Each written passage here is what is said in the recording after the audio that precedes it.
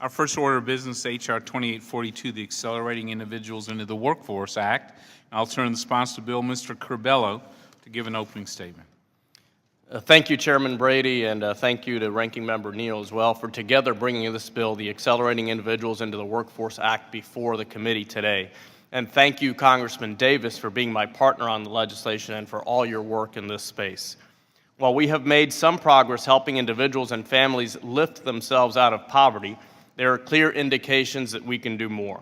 The American people deserve opportunities that will help them improve their circumstances. The federal government spends more than $500 billion each year on measures to combat poverty.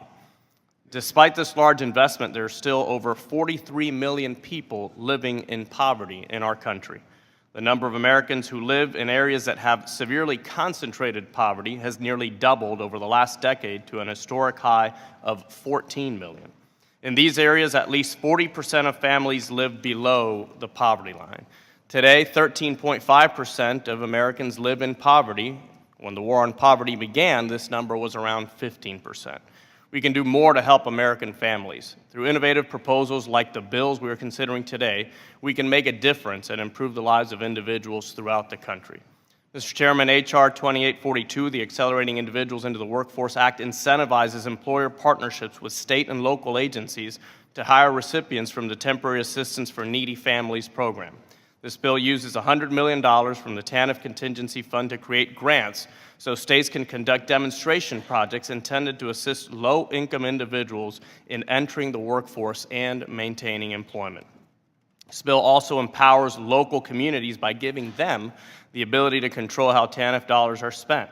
Instead of an inflexible Washington-designed program, this legislation is reflective of the fact that every community has unique challenges that present barriers to finding a job. The Secretary of Health and Human Services is authorized through this legislation to make grants to states. These grants will be used to implement demonstration projects that will evaluate strategies to help low-income individuals gain employment and, just as importantly, keep it.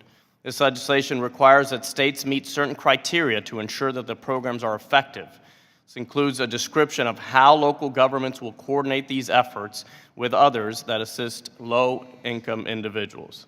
States will also be required to report on the outcomes of the demonstration projects and provide evaluations to determine whether the partnerships were effective. The measured outcomes will include the efficacy of each project in moving people into the workforce, helping them retain employment, and increasing their earnings over time. Poverty is an issue that affects each of our districts. We need innovative solutions that can help get people on track to a brighter future, and this legislation is definitely a step in the right direction. Mr. Chairman, work, a job, is something that dignifies the human condition. It is everyone's opportunity to make their contribution to society, to their community, and to our country. So I encourage all of the members of this committee to vote in favor of H.R. 2842, the Accelerating Individuals into the Workforce Act, to help people get on their own path to success. Thank you, Mr. Chairman. I yield back.